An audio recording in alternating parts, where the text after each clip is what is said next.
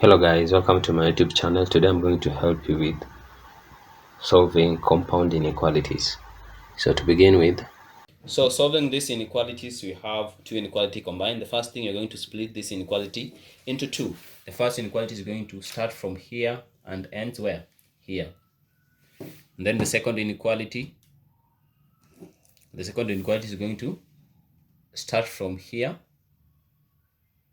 and it's going to end here. So you're going to write the two inequalities. The first inequality is y plus 1 is less than 4. The second inequality is 4 is less than 5 plus y. So by solving the first inequality is by taking the like terms together. This will be y plus 1 is less than 4.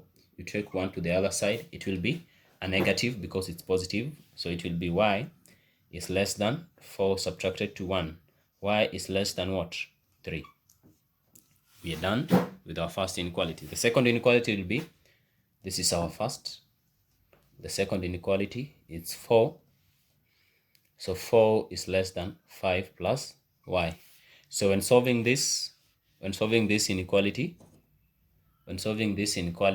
it will be taking the like terms together. So it will be 4 minus 5 is less than y. Are we together? So 4 subtracted to 5 is going to give you negative 1 is less than y. So that marks the end. So for you to finalize your answer, we're going to combine these two inequalities by first starting with what? This inequality. We're going to say negative 1 is less than y, and y is greater than, and y is less than 3. So by combining this inequality will give us what? Negative 1 is less than y, and y is less than 3. Are we together? So you're done with that. So you can check from above. You can check from above.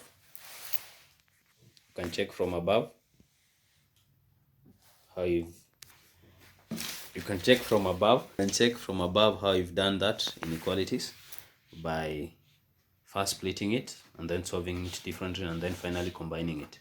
So we're going to move to our second example. Our second example is 3x plus 7 is less than 25, which is less than or equals to 25 plus 5. So to begin with, the way we say the first step is step 1, split the inequalities into 2. So we are going to split. By splitting the inequalities into 2 is the first inequality ends where the other inequality is. So the first inequality ends where the other inequality is, and the second inequality also ends where the other inequality is. The sign. Are we together? So this will be the first equation. It will be 3x plus 7 is less than or equals to 25. And our second equation will be 25 is less than or equals to 2x plus 5. We're good? So you're going to solve this. Starting by this, by taking the like terms together, we take 25 to the other side. This will give us 3x is less than or equals to 25. Because this was positive, it's going to be a negative. So it's subtracted to 7. So this is 3x is less than or equals to 25 subtracted to 7. This will give us what? 18. This will give us 18. So by that, you're going to divide both sides by 3. Divide both sides by 3. This will give us x is less than or equals to 6. So that marks the end of that first splitting. The second splitting, you're going to do the way we did to this one. First, taking the like terms together. So this will give us 25. 5, take it to this other side. It will be a negative. 25 subtracted to 5 is less than or equals to 2x. Minus 5 is less than or equals to 2x. So this will give us 20 is less than or equals to 2x. Divide both sides by 2. Divide both sides by 2. So this will give us 10 is less than or equals to x. Are you together? So for here, we're going to combine the two equations by starting with this one. So it will be 10 is less than or equals to x, and the other one is x is less than or equals to 6. So by combining these two will give us what? 10 is less than or equals to x when x is less than or equals to 6. So that marks the end of that inequalities, that composed inequalities. So you can pause the video, and then from the top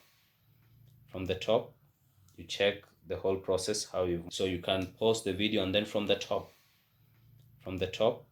you check the whole process how you've moved up to the answer.